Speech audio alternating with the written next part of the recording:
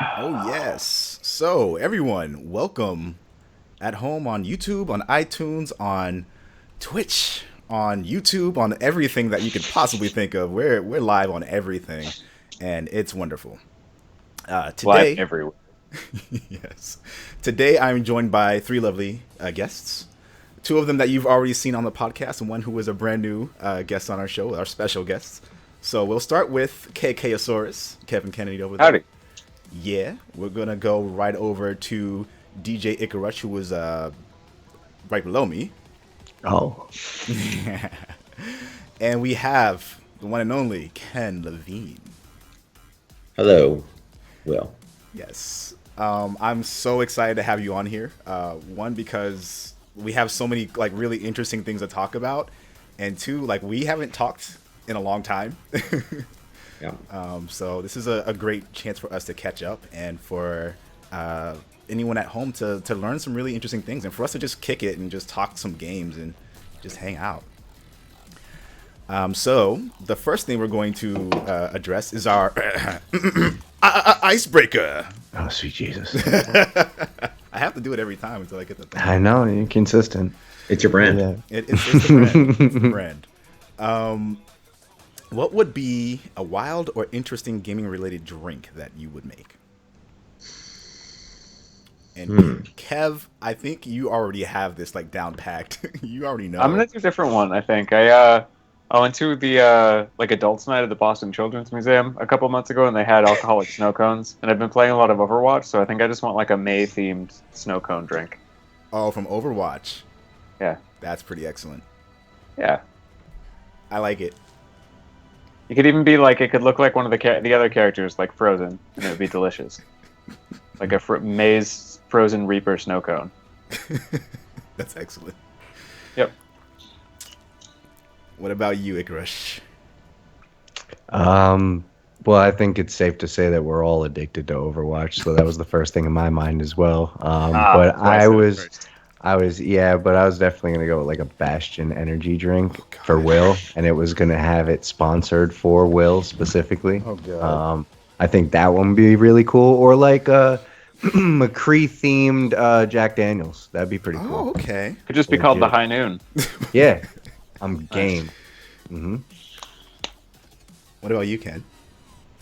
You know, I'm not particularly creative when it comes to drinking. Okay. I would just get like the bottle of Jameson I have over right there, and look at whatever game I'm playing and call it blank Jameson, and Crash drink it. Bandicoot Jameson. It's a Crash Bandicoot Jameson. So I don't need to get super. We did have the Bioshock launch party. I remember the caterers ended up making, or the bartender or whatever, made some like splicer tonics, these gene tonic drinks, and they were really good. But I don't remember was it there. So my answer is Jameson. Okay. That's Well, fair. I'm gonna go with the snake bite because my big thing is Metal Gear, and Metal Gear is actually one of the biggest reasons why I became an artist. Like playing through that game when I was young, it just kind of changed everything for me. And so yeah, it'd be snake bite because snake. What about like a quiet drink? What would a quiet drink be? I don't really want to share that. Wait, what? Well, you know how like her pores open up, right? So like, I don't know that's if we not should a go into drink. detail. Well, you know, is as much as a smoothie is, I guess. I can't with you. But you give me an inch, I'll take a mile. Yeah. So we're gonna get right into the rest of the podcast. This is a kind of a interesting and cool way for us to break into things. Before we get into the interview side of the podcast, where can people go to experience more Ken Levine if they're listening on iTunes and don't have the visuals? Oh, I'm at IG Levine on Twitter, and I have open DMs so people can write me all kinds of terrible, shitty things all day long, which is great. So welcome and say whatever, speak your mind. No, it's great. People send me all kinds of interesting stuff about their life. And then our webpage is still irrationalgames.com until we sort of sort out the new name. Mm-hmm. And so you can always go there and check out stuff, what's going on with us. That's Awesome. What about you, DJ Ikarush? Ikarush with a 5 on pretty much everything. So Twitch, Twitter, YouTube, Facebook. What else am I missing? I think that's it. I'll stay with that. Pretty simple. Mm-hmm. What about you, KKosaurus, Kevin? Mr. It's KKosaurus on Twitter, or you can, just play with me on PlayStation, and it's the one KK there because I can't change that name. Right.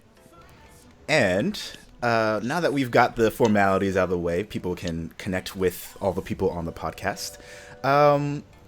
This is the I want to get to know you section. First question for you is there any series you've done in the past that you would love a shot at reviving through a sequel or a remake? Actually, also on top of that, not only that, but a reimagining. Yeah, I don't know. I mean, these games take a long time, right? So you kind of have to commit, several years of your life. And being that I just turned 50, you kind of want to, you only got so many bites of the apple left. I don't want to do the math. I'll get really depressed. But I like doing new things. And, but, there's always probably going to be some similarities between things any artist does. Mm-hmm. But there are other people's IP. I think, what was I thinking of the other day? There was a game that I used to talk to my old business partner, John, about doing, which I still want to do. It's sort of like a fantasy version of XCOM. With and to really do that right would take, I've never really done it for a turn-based game, and I love turn-based games. But I think that's the sort of game, the one game that I really wanted to do.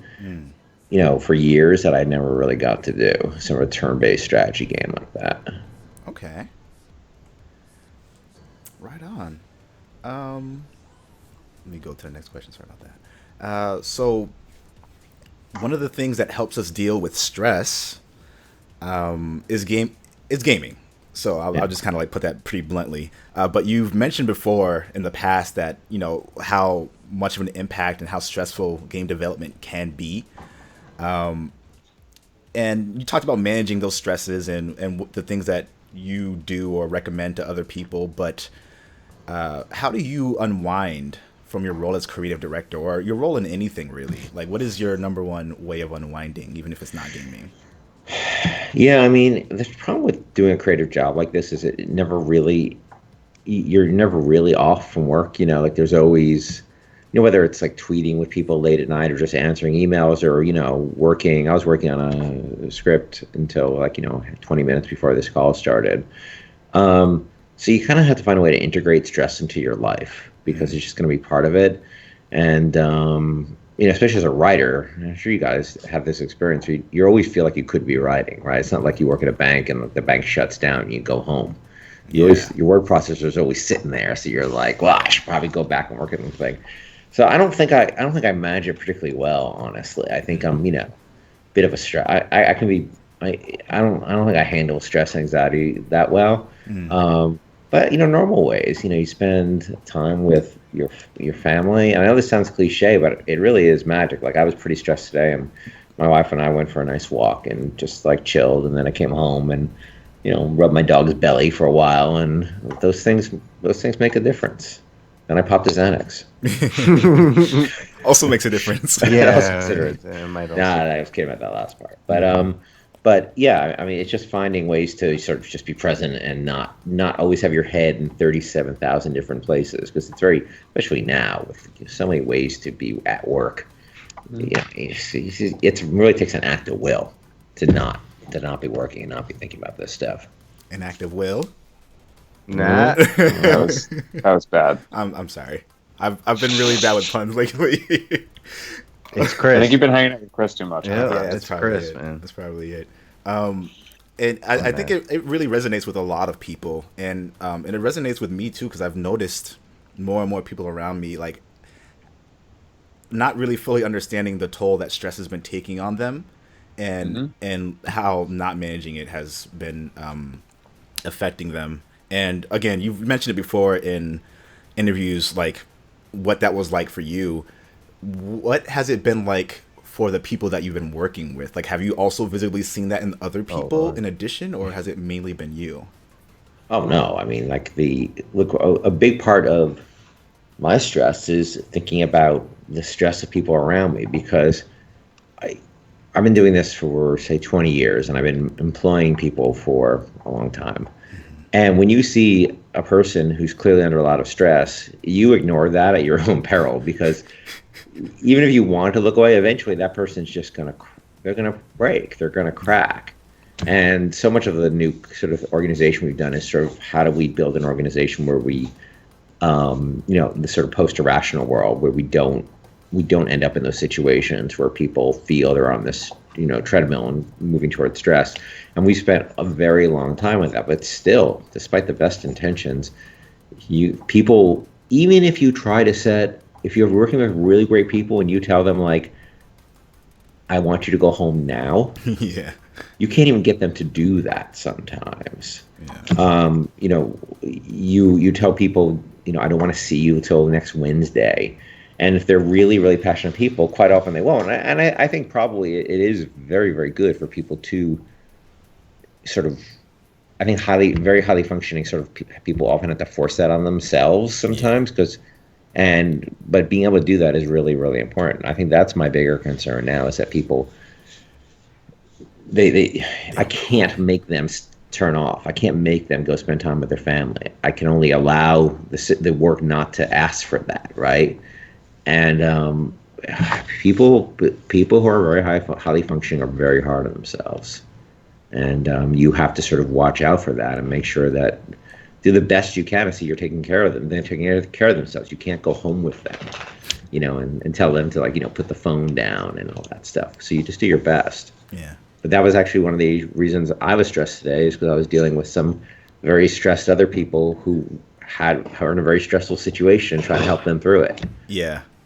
So you try to take some of the stress off and put it on yourself. But at the end of the day, people are very, really great people are often very hard on themselves. Yeah. Mm. Yeah, we see that happen way too often, just in general. Do you ever find yourself, you mentioned that you weren't playing video games. Do you ever find yourself playing video games to relieve stress? Oh yeah, all the time. Like I play, yeah, I mean, like, for instance, I'll play XCOM 2, or I'll play, what was I playing last night? God, I can't remember what I was playing last night. I like Warhammer Total War, something like that. Yeah. And, I play all the time. I play a ton of Rocksmith, trying to learn guitar on that. That's just a great stress reliever. Games I think that's one of the reasons games are so important, right? Because they allow you to take on other problems that aren't the actual problems you got to deal with. Yeah. And I think the brain likes to do things like, sometimes when I get stressed, like I like say, like, oh, well, what practical thing can I do? Can I learn how to use this camera? Can I clean up my desk? Can I do something that's gonna just get me off my chair, make me turn off Facebook, and just do something else? Because let me tell you, turning on Facebook is not the best thing to do when you're feeling stressed, because you just end up in this loop and you feel worse about yourself, and then it's like a giant fucking mess. I'm sorry. Oh, no. I mean, don't you have that experience, spending too much time on social media? Yeah, no, I was saying I'm sorry because, like, that's how I was, like, communicating with you at first. Oh, no, like, no. As much as you want No. There's lots of good things that come out of it. You get to interact with people. I can interact with people. I know so many people I don't know, which is great. Which is great. Yeah. But it can also be stressful too. Yeah, for sure. There's a give and take. Mm-hmm. Yeah, it's like everything else. You got to balance it. For sure. And like everything else, I don't balance it very well. Moderation is usually the issue, right? Yep. It's good to be able to pinpoint what it is you do and don't do well, so that you can be a little more conscious of, what you want to try to work on a little bit more, Yeah, I mean, are you good or great at that? I'm not so great at it.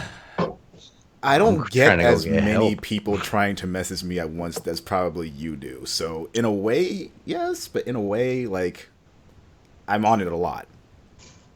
No, you see, the thing that stresses me mostly, it's not the messaging, because look, here's what being internet famous gets for you. It meets you.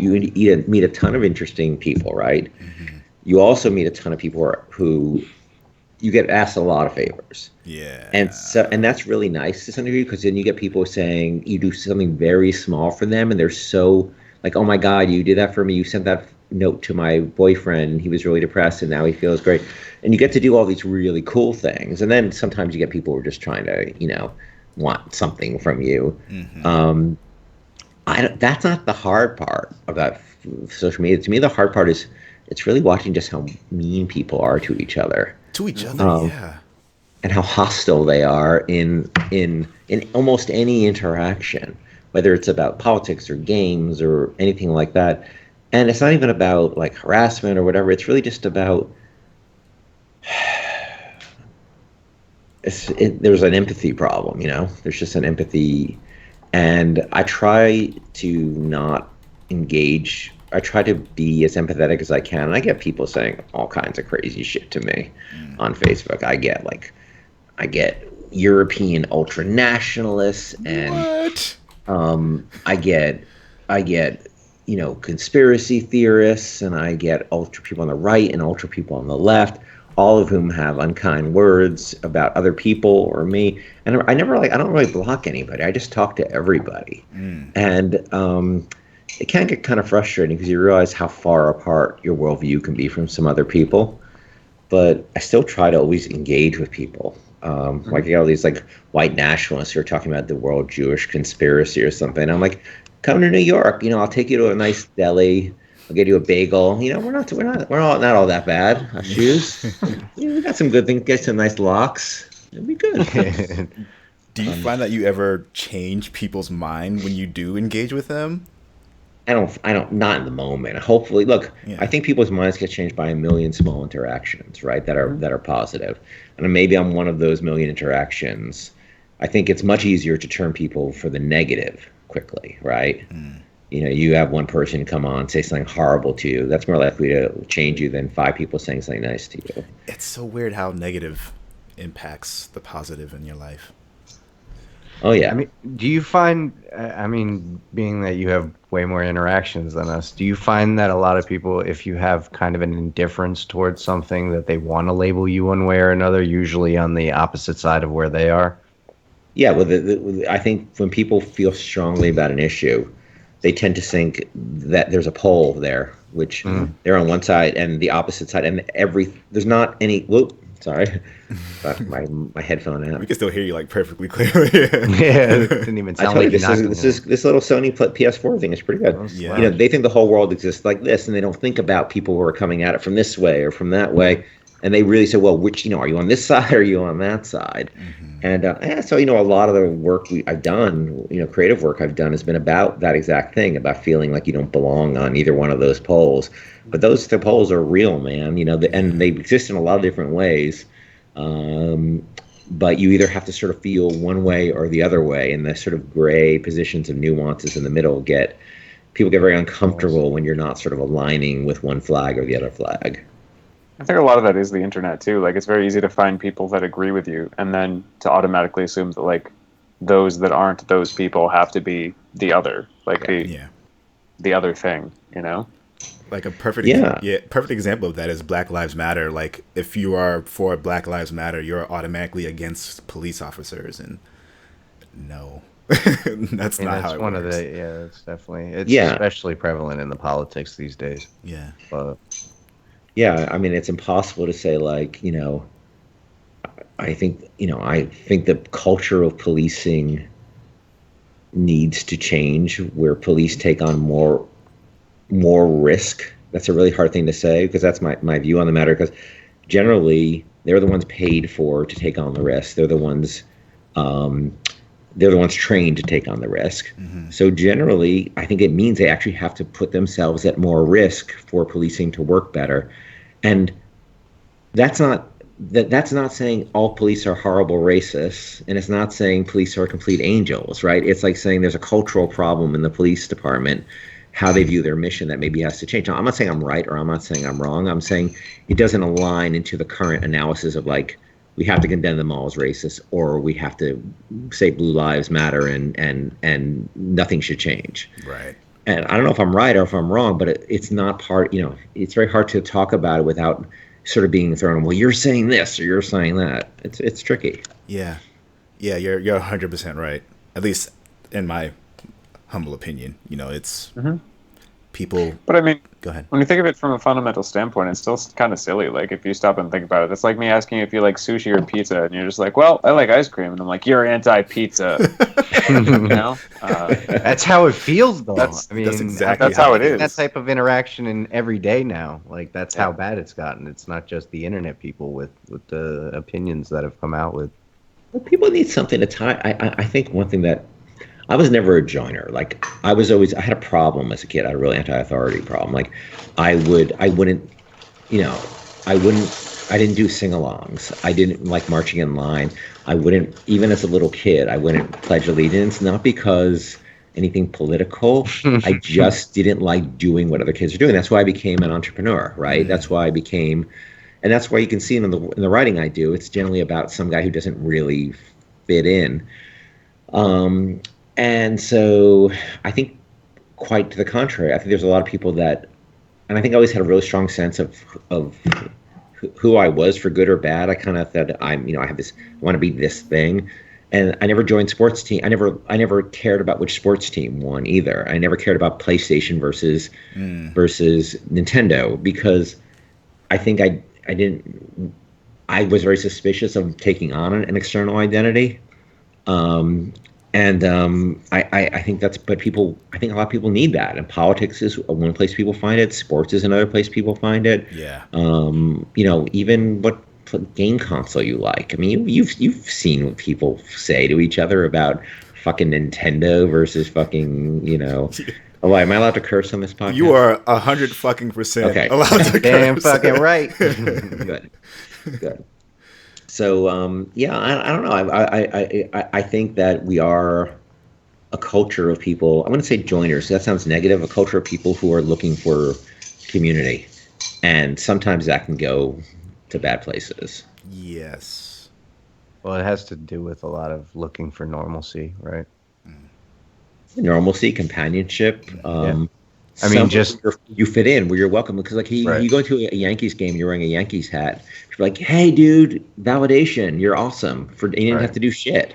I'm the guy that goes into a Yankee game with a Red Sox hat, even though I'm a Met fan, just to fuck with the Yankee fans. Just everybody hate you. Yeah, just because, I mean, like, you were saying, like, I mean, my thing is I was the black sheep of my family, so I kind of I had that mentality growing up that, like, whatever they were doing, I wanted to do the opposite. And I mean, I was the same way. Like, I got yelled at for not standing up and pledging to the flag, and it was really just like, why am I doing this? You just told me I have to, but there was no like rule that says that I have to do this. You're telling me it's not acceptable, so why? I just like to push boundaries. That's all I do. I'm not gonna say, fuck you. I'm not gonna do it. Yeah, I mean, I'm one of those guys that, like, with my humor, I like to work blue. So I mean, I'm an all-around person of just walking the line constantly. And kind of on the same vein of walking the line, I wanted to shift us a little bit to one of these other questions I had that kind of brought us to having you on the podcast, which is in relation to the Through the Lens episode, the next one I want to do for Bioshock. Mm-hmm. And when we were kind of chatting on Facebook, you mentioned, like, this would be great to, like, have an actual conversation about, and I agree. I'd love to get a little bit into this, but I'm conflicted as to which game in this series I want to talk about the most, and I think you've expressed the game that you wanted to talk about the most, but how would you rank them in terms of visual style between Bioshock 1 and 2? Like, what is your favorite visual style? Well, it's hard for me to talk about 2 because I didn't work on it. Oh, sorry, 1 and 3. I didn't mean to say 2. I meant to say 1 and 3. So judging my, the stuff I worked on, I think, they're very, very different. One is, going back to play it, you realize how much more visually ambitious, even though it's on the same console cycle, Infinite was, especially if you play it now on PC and you sort of see how it was meant to look. Yeah. really meant to look, and probably in the what's it called, the re-releases. I haven't seen the Infinite on the re-release yet, but one was designed to be like, let's do this. One was we're a small independent studio when we started it. Let's find a way to do this and do it in Bioshock 1 for a reasonably small budget. Originally the budget was like $4 million. It was like which for a console game in that day and age was not very much money. It ended up being like 15 in the end. Oh, man. But that when we Take-Two bought us, they were like, well, what would you do if you had more money? And we said, well, we would make Bioshock, and that's what we did. But that was always started from a place of a much more modest look, and how do we achieve a great look with very modest tools. Where Infinite was much more like, well, we have essentially we can do whatever we want, so what would we do? I think there's good things that come with that, and there's bad things that come with that, because I'm a big believer in limitations can be very helpful when you're trying to narrow your decision space, when you're trying to make decisions. So we didn't have a lot of sort of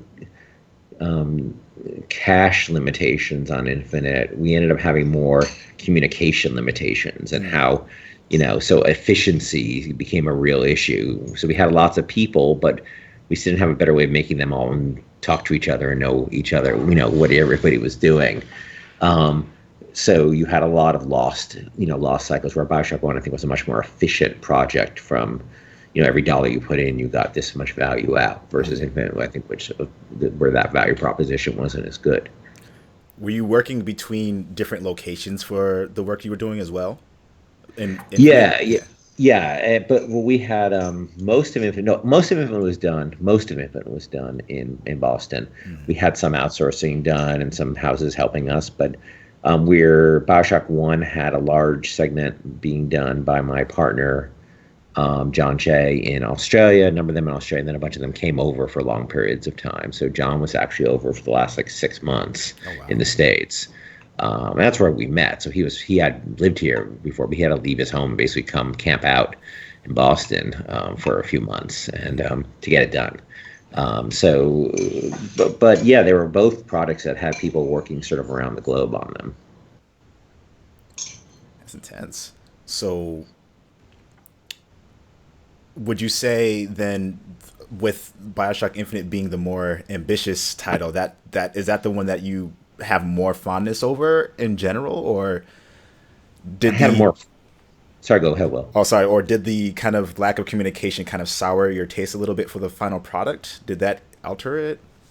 Yeah, on Bio 1, I was much more sort of doing what I'm comfortable doing, which is being a creative person interacting with a lot of other creative people directly, one-on-one. Mm-hmm. Where Infinite, we had so many people that it became more about building an organization.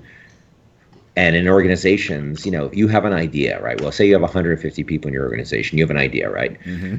And, okay, well, who needs to hear this idea? Mm-hmm. Not all 150 people, because they can't hear every idea that comes out of your head, right? Because then they all start acting on it before you really fully decide on what you're really doing. Yeah, it's not relevant to all of them at that one time, right? You know? And so who do I tell it to? How do I tell it to? What's the best way to communicate? Wait, what if we forgot to tell that person? What if they continue working on something? We've changed course. That becomes most of your day. And I started as a writer. I'm a writer. That's what I really am, a writer and then director. And that became most of my job. Became managing a large business. And I don't think I'm that great at that. And it was certainly not what I wanted to be doing. So were the individual teams, did they have their own management? Like, did you form under different people, or was it all just you and you basically ran the different teams? No, there was a hierarchy, absolutely. And sometimes, though, the hierarchy worked better, and sometimes it worked worse. Sometimes everything, yeah. There were people who were great, and there were people who the chemistry, for whatever reason, wasn't right, and they weren't the right person, and we had to make changes, and none of that equaled a ton of fun. None of that equaled great times. Well, especially in a limited amount of time, right? Because you're putting a date on yourself, so that's to build that chemistry with somebody. I mean, to do that 2 or 3 times, you're already taking up way too much time. Absolutely. And you bring somebody in, you hope they're going to be the solution. And if they're not, you're kind of like, well, this is a Hail Mary pass. And, we brought Rod Ferguson in very late in the day, who produced the Gears games. And he's about to release the new Gears game.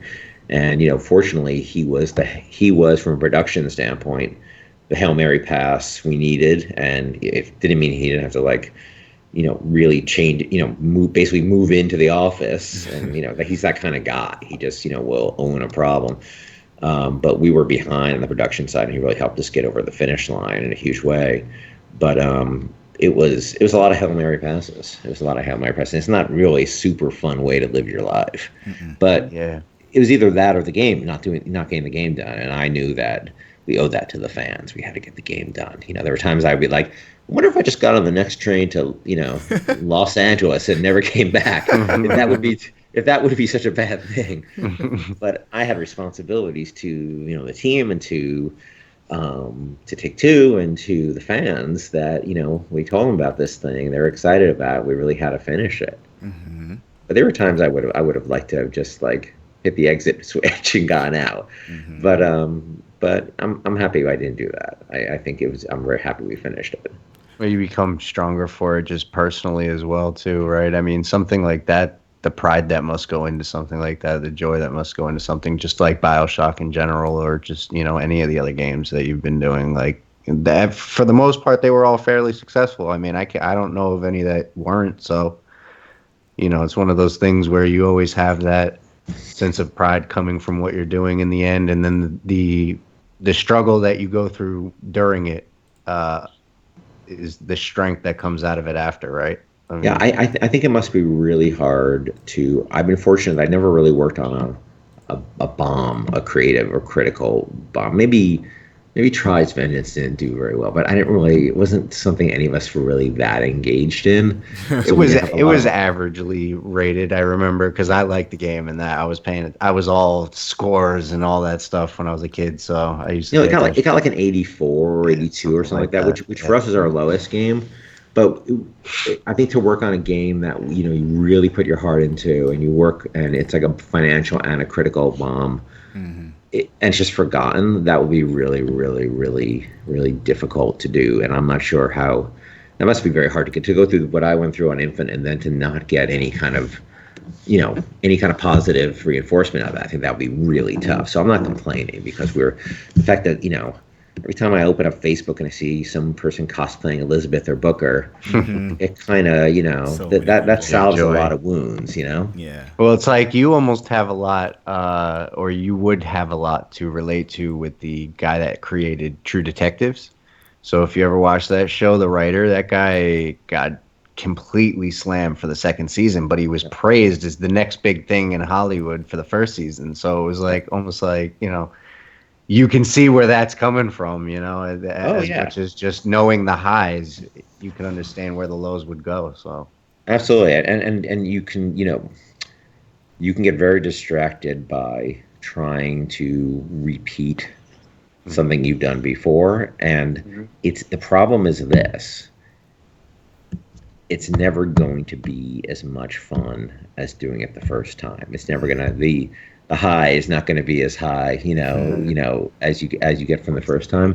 Mm-hmm. So that's why I think you keep having to change. And I'm glad they did the second season. It would have been worse if they brought back, Woody Harrelson and the other guy, and it was just a bad version of the first season. At least they tried something different. I don't think it worked out great, but it would be even worse if they were pandering to hey, remember what you loved in the first season? Here's more of it. Mm-hmm. It's just you strike out sometimes. That happens, but then you get things like Fargo where you're just blown out of the water by each creative thing that comes out. I mean, that's why I like Bioshock, for instance, was because both games weren't the same. One's in this, I mean, just from a point blank perspective, one's in the sea and one's in the air. So, just from that alone, you can see the opposites are there. I mean, they're not totally polar opposites in gaming, but that's where it works. I remember when we first announced it, we had two reactions.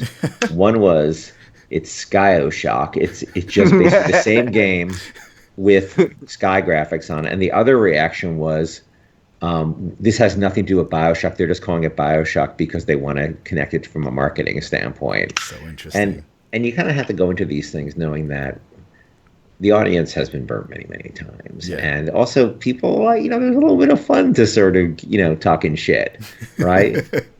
Not being on the receiving end of talking shit, but talking this shit. There's a little fun. I mean, everybody knows that. Plus, when you're right, it's like, I told all you guys. I told you it was going to suck. Mm-hmm. See, we're all miserable now.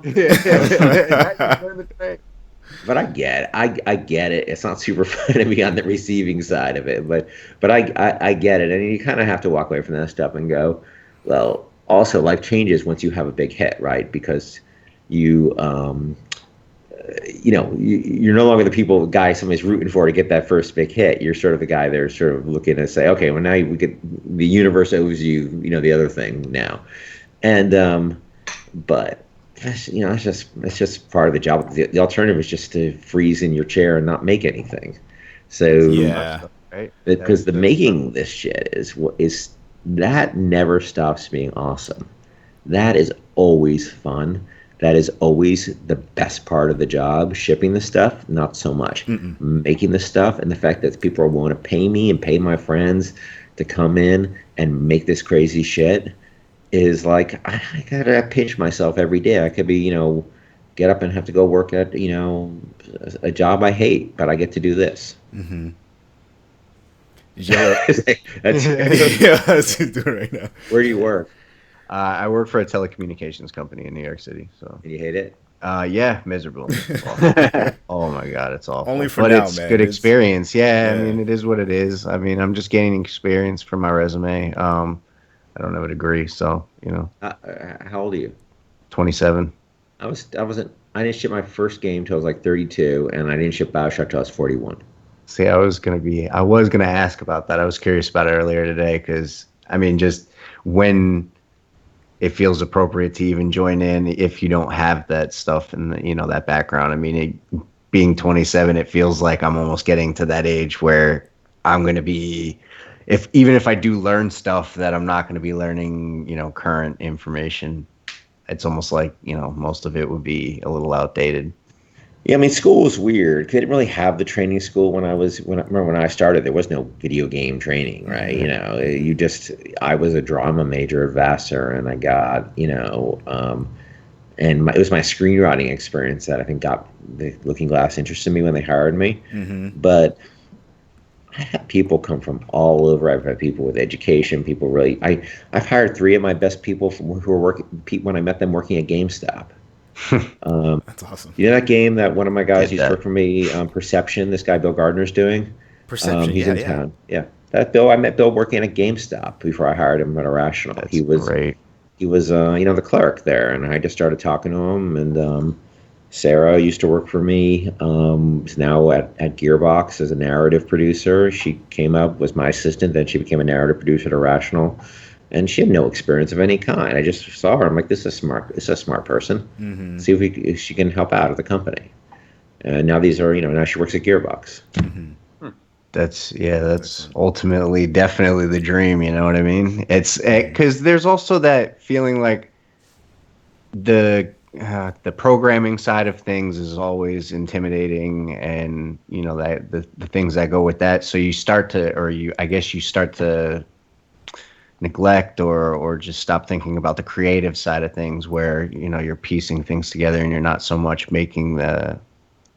doing all the magic behind the scenes. You're the one. I don't program at all, by the way. No, I know you're the creative director, correct? Neither any of the people I talked about, none of them are programmers. There's plenty of non-programming, jobs. Or if you have any programming skills, that gives you a huge leg up too, though. Do they outsource any of that stuff these days? Because I started to see more companies doing that. Yeah, it's. I think art assets are the easiest thing to outsource. Programming gets a little bit tougher, though. You do have firms that optimize for you. You optimize your frame rate and help you do some simple things or more complex things. It really depends on for instance, you're using Unreal 4 for the new game, and my guess is we're writing a lot of it in these things called blueprints, which are not optimized code. They're sort of a scripting language. But so we'll probably have to go find somebody who can turn them all into C++. And that'll be the perfect kind of thing you can outsource. You just somebody who's a decent C++ programmer can be a huge add value to the team because they're optimizing those blueprint scripts. Well, here's a question that kind of ping pongs off of kind of what you do and how you're interacting with the different people on the teams. When you're creating these worlds, how much of the visual language or the world is already kind of decided by you in your head, and then you take that to the art directors and they kind of like realize that, or how much of the influence is you versus what they come back with? It's so I usually come in with like reference materials. Like I'll come with photographs that I took of somewhere, or I'll come with a book, or I'll come with artwork. I movies. I bring in a lot of movies, so I'm constantly showing them things. But that only gets you so far. Then they have to then go. They sort of get the inspiration as best I can do it. But that's why you surround yourself with great, art directors and concept artists, because they will make or break your game for you. But I think the important part of the director's job is being able to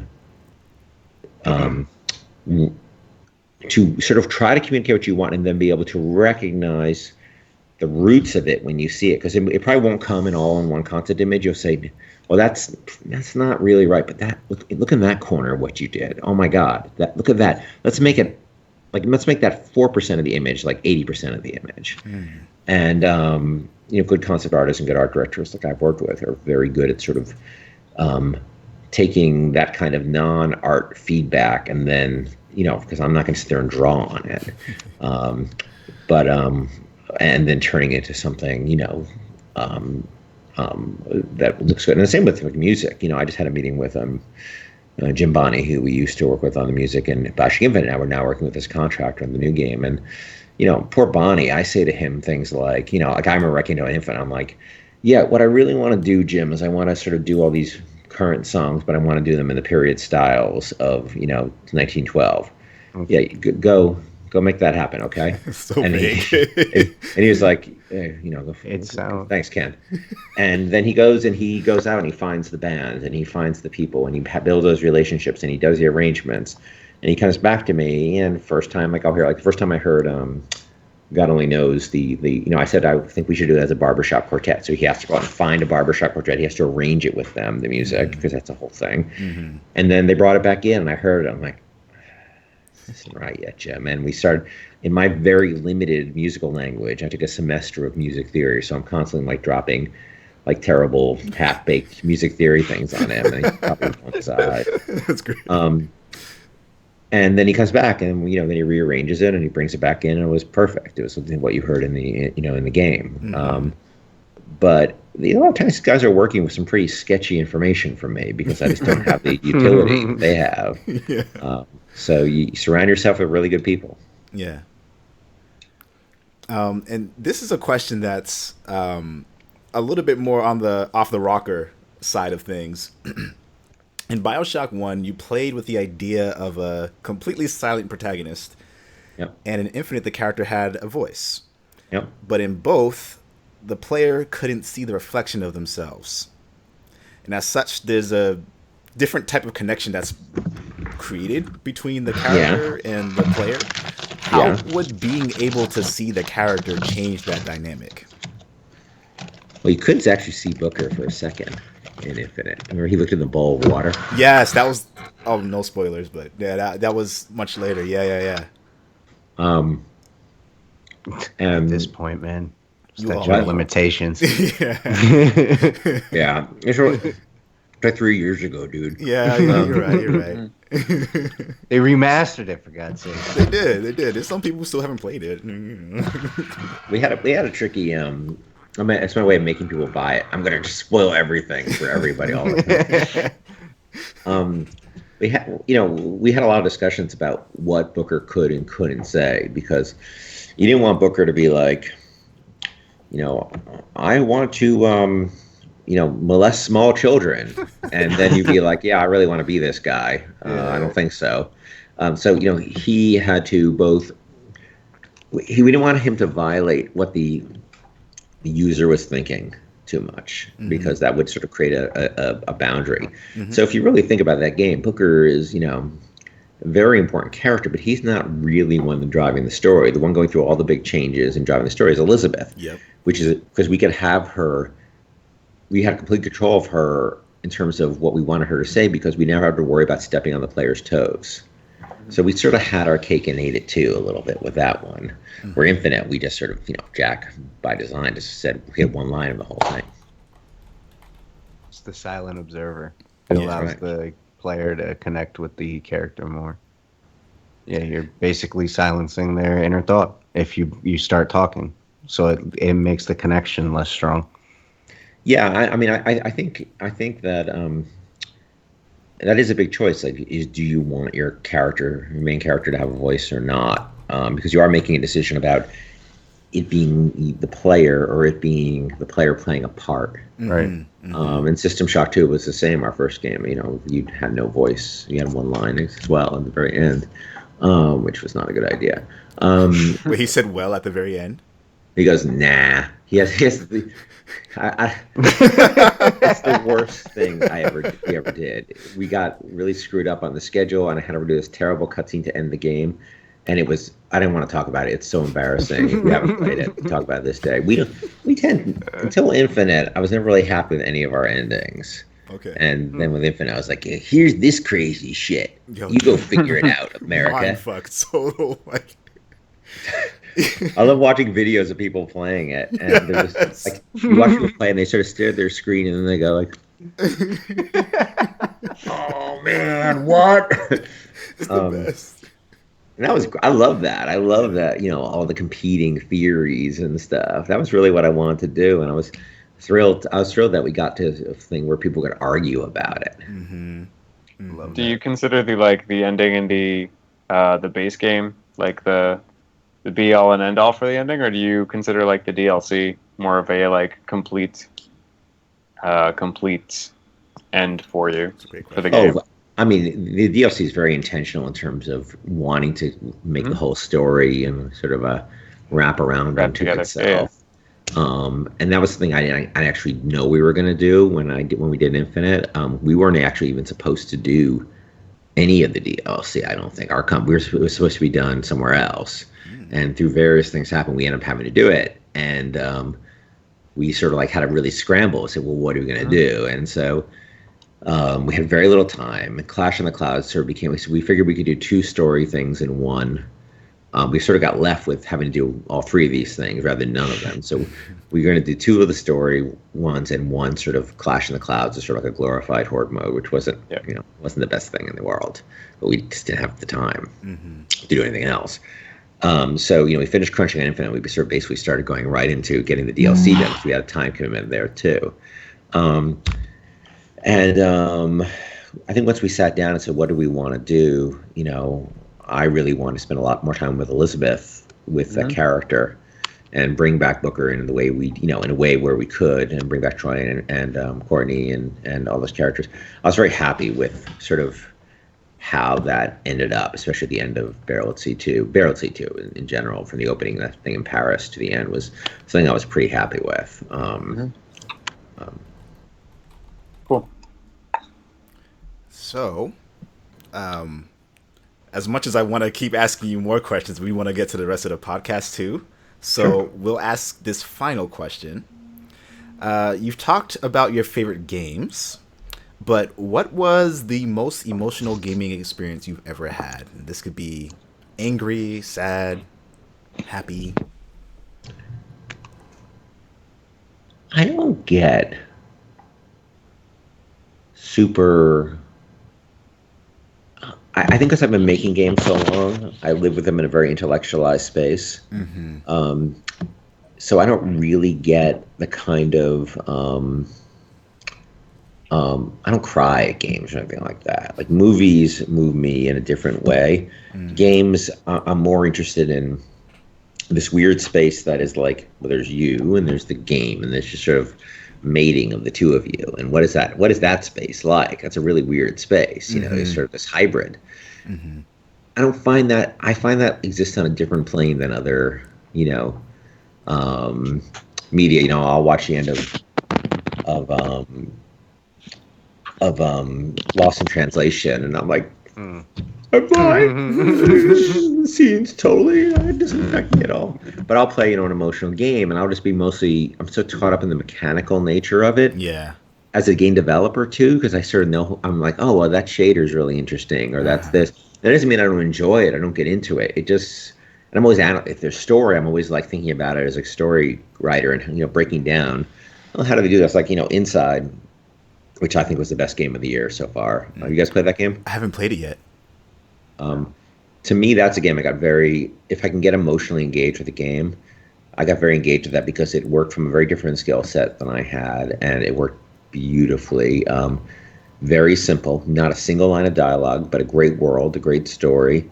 It was worked as a game story so well, better than most game stories. But then there's nice moments like I'll play, I think I really liked in Gone Home. Steve Gaynor's game. He used to work with Steve at Irrational. Oh wow! Very smart guy. Yeah, he did work on Bioshock 2. He did Minerva's Den, and then he came over to work on Infinite for a while. Oh, wow! And Steve's a really smart guy. And played Gone Home, and the whole part about the father's failed writing career was really interesting to me, and I connected to emotionally. I think because. And it's very subtle, right? It's just sort of spread in these sort of, notes and documents, very, System Shock 1 style, spread in text around the world. But it was really interesting because, I sort of saw a path of my life that could have gone that way if I didn't, get lucky and I didn't make a break. Then I might have been that guy in his 50s who's sort of like still trying to, find a way to be a creative person in the world.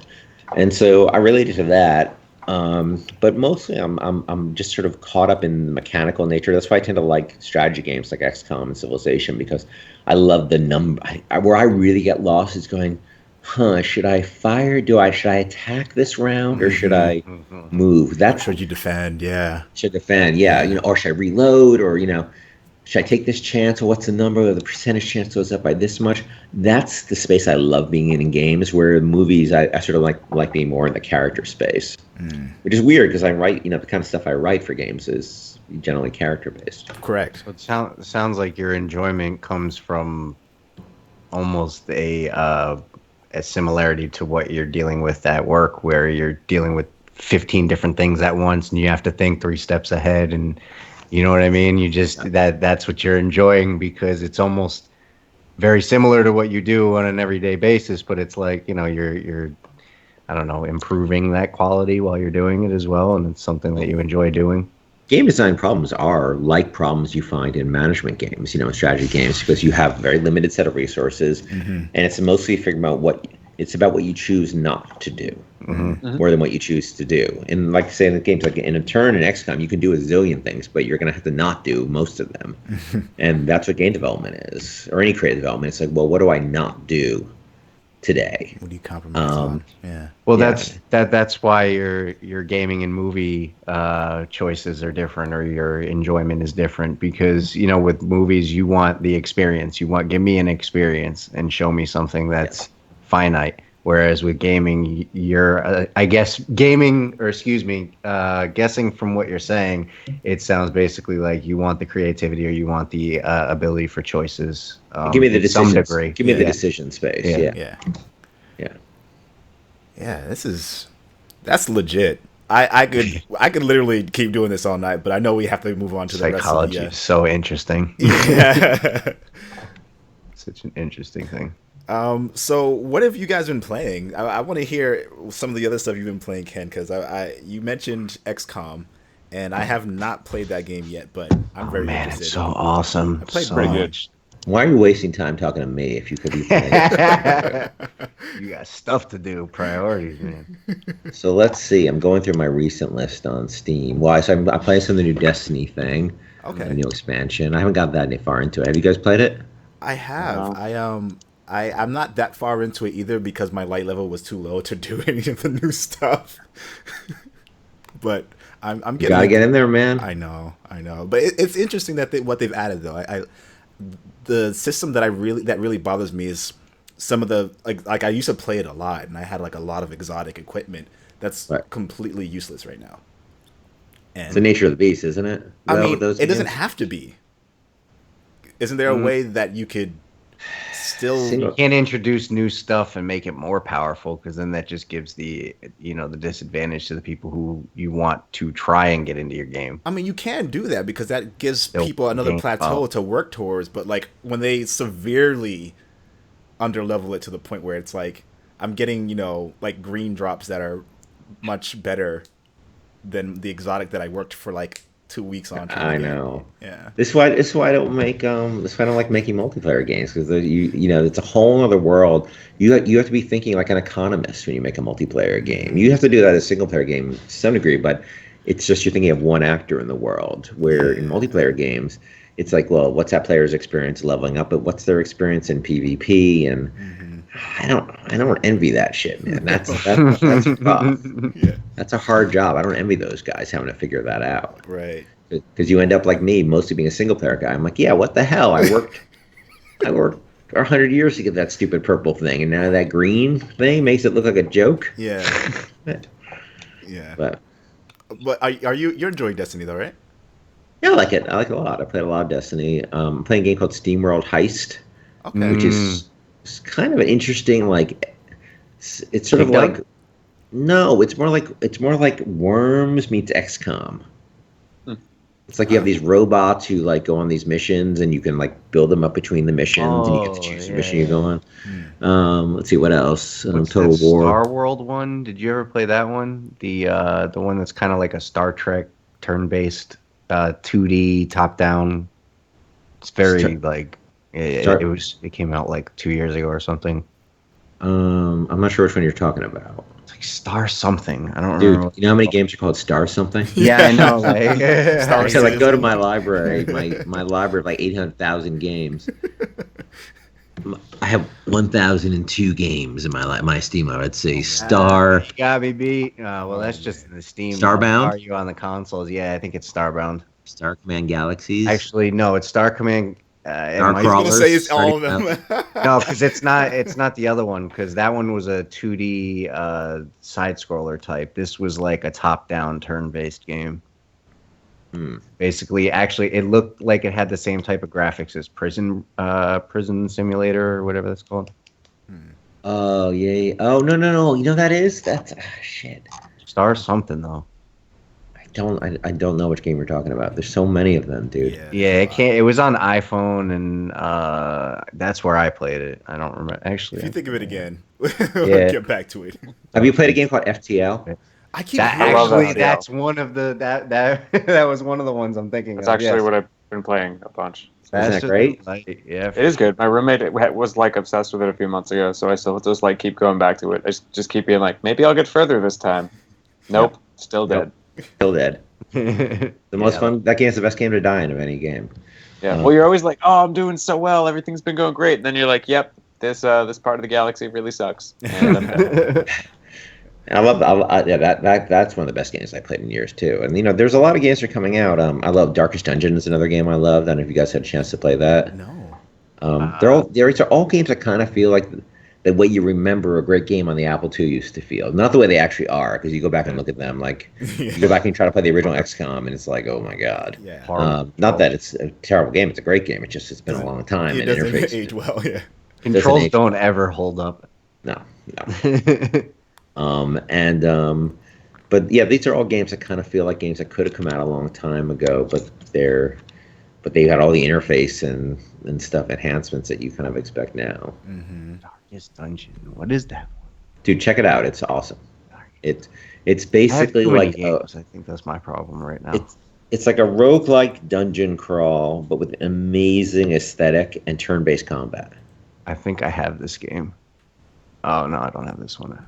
So what's this game called again? The Darkest Dungeon. I'm thinking of not Enter the Gungeon. That's pretty good too. Enter the Gungeon. The one that I'm thinking of was another one that was it was like a 2D roguelike type game, almost in the vein of You're very good at narrowing down games. What has a star? Yeah, I know. I'm shooting roguelike like, game. you're talking to somebody who has like 3,000 games in his life. I can't remember any names at this point. Like, I'm lucky. I remember saw what this I game. played. Yeah, I saw this during I think it was during E3. They were showing it off on one of the stages. Which Darkest Dungeon? Yeah.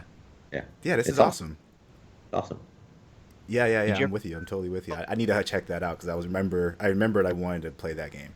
You have to manage both your team of adventurers, both from their hit points and stuff, but also they start going insane because they see all this horrible shit in the dungeons. It's sort of like they're sort of like Vietnam vets, Yeah. and they get all fucked up by what they saw, and so you're sort of managing, and they start getting all these traits, these sort of quirks, and all these mental health issues.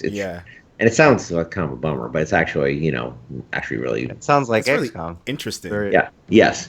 Yeah, that part of You're it trying to is keep really- people alive, and they die, and they're permadeath, and and the style of it's great. It looks like a Mike Magnolia comic. Mm-hmm. Oh. So, don't say I didn't tell you. It's awesome. I've been. I want to shout out, since you've been saying what have we been playing. I literally right before this got done playing the second episode of Batman Telltale. Oh, And- How was it? God, it was awesome. I really wish that a Batman movie was made like this. It would be, it would be amazing. Because I mean, just the way that they do it is, it's less about Batman and him being like overpowered and he's trying to stop one bad guy and his sole objective is focused on just this guy doing he does a little chaos and now I want to fight him. Like, this is like everybody being affected by a storyline. Did you ever play Wolf Among Us? yes. Oh, So good. basically the comparison that I was going to use with that is that it takes a lot of the characters that you know and you already have an understanding of, like Penguin and Two-Face and all those guys, and it basically just they take their own story on it or their own take on it, and that it, like the way that they introduce Two-Face and the way that they introduce Penguin and what Penguin is like. I mean, I almost wish that this is what Gotham was like. Like, I'm kind of a hater of that show more than anything, so just take that for what it is. But I mean, really, like, this is the style that I really wish that a Batman movie would be made in. It's phenomenal. I mean, at one point, one of the characters is in a bed and you're talking to him and you need information from him, and somebody else just comes up and shoots him randomly. And you're like, the amount of gore and It's so tension and darkness. Yeah, it's like, and you're having to battle the fact that you just want to like punch somebody or tell them I'm Batman, motherfucker. Like, get out of my way. Like, you can't. You have to there's reservations. You have to. There's so many variables with that game. It's awesome. Sounds pretty cool. Yeah, Yeah, I'm enjoying it a lot. I haven't played episode 2 yet, but I'm glad to hear that you've been enjoying it because some people have been saying that they haven't, and I'm like, what?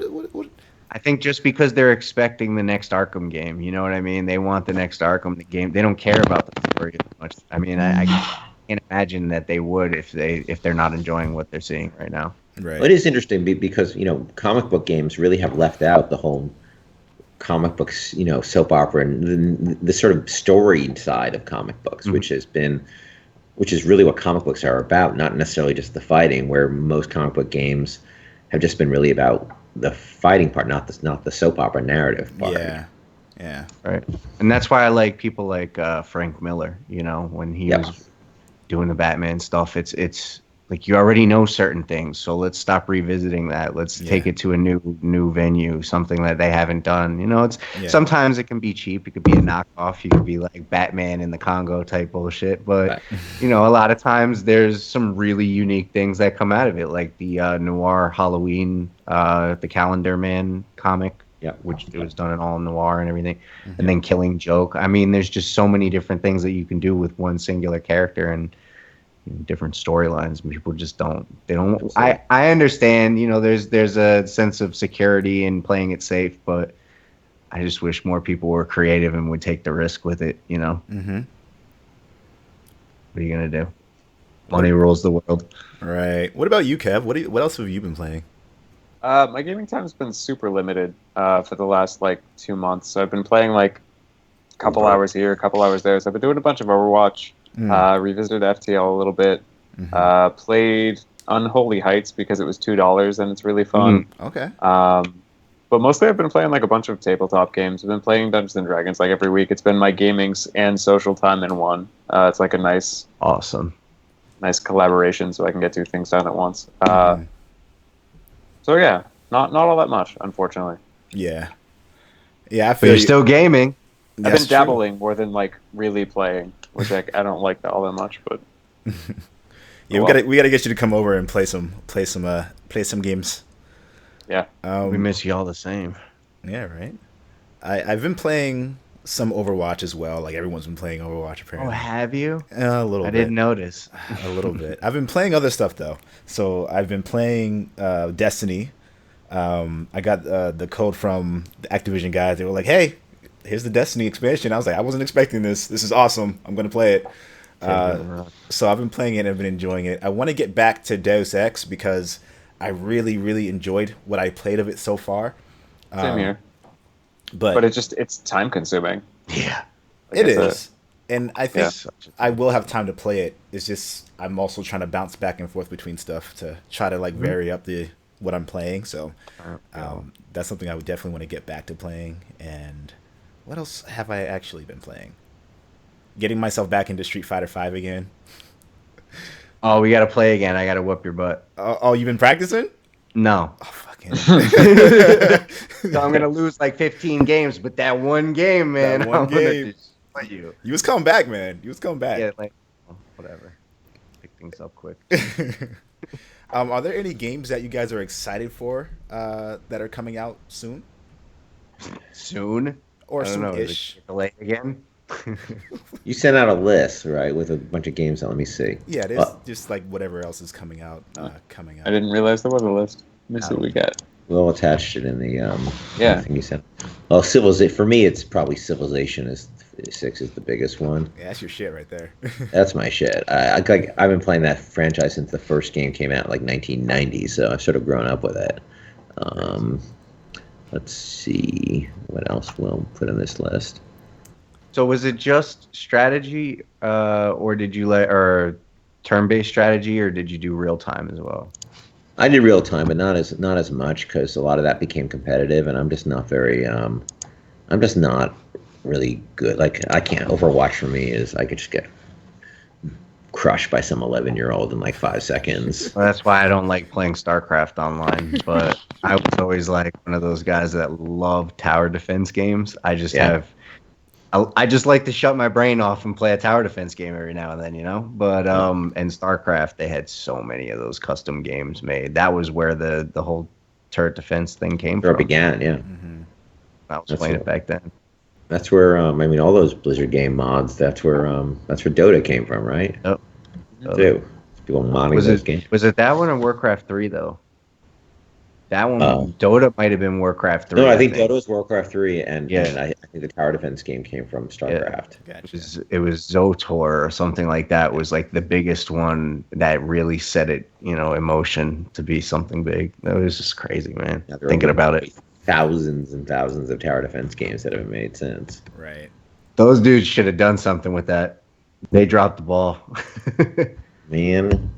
See, you don't always. There's a saying: the settler gets the arrows, not the gold, and that sometimes is the case when you come up with something new. You're not necessarily the one who's going to make the money off of it. That's true. I did that with roller skate shoes.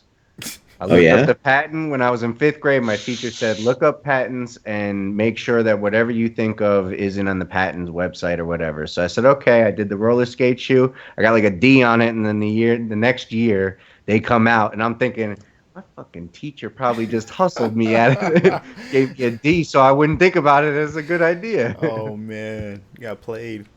I had the button and everything. You were ahead of the curve. If you're ahead of the curve once, you could be ahead of the curve again on something. That's true. I think the game I'm looking for, the two games I'm looking forward to the most, Horizon and Neo. I'm gonna have to stand behind you, and you're gonna have to hold your hand out and just like baby me through that game because I really want to play it. Yeah. But I don't think I have the energy or wherewithal to withstand playing that game alone. I was playing it with somebody the other day or whatever, like when the demo was out. Yeah. I was playing it with somebody. I was like, dude, this needs to be Will. Like, this guy is awesome because he's whooping everybody's ass for me. And I'm just like, every now and then, like, creeping through the back, like, yeah. Run away. But I hear you. That game's going to be fun, man. Yeah. So I'm trying to see what else is coming out. See, I'm intrigued by Horizon, and I'm intrigued by The Last Guardian. Like, I'm excited, but with a lot of skepticism, because, I don't know. I've just been disappointed by games a lot lately.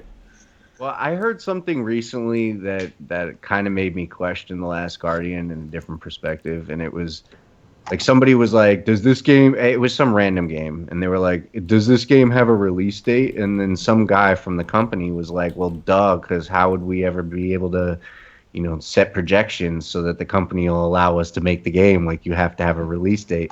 So I'm thinking to myself, like, what justifications do you think The Last Guardian has used over the last 7 years? Because, I mean, for God's sake, like, how many times can you get away with saying we need more money before they're like, give us something in return already?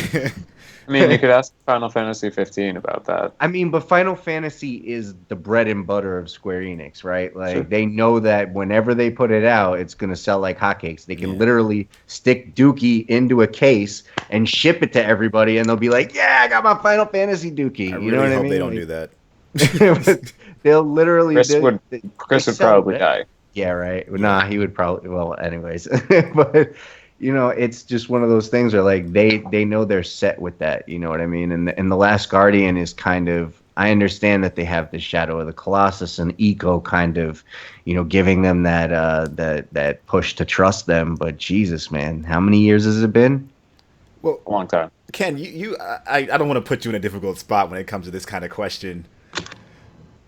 The give and take between, like, asking for that little bit more time, or in this case, you know, how much is the trust base like between you and the money makers? It all depends. I mean, like, you know, I've had different relationships. When I was, you know, at Take-Two, generally they're very supportive of their teams, and they're like, I think they're aware of how, like,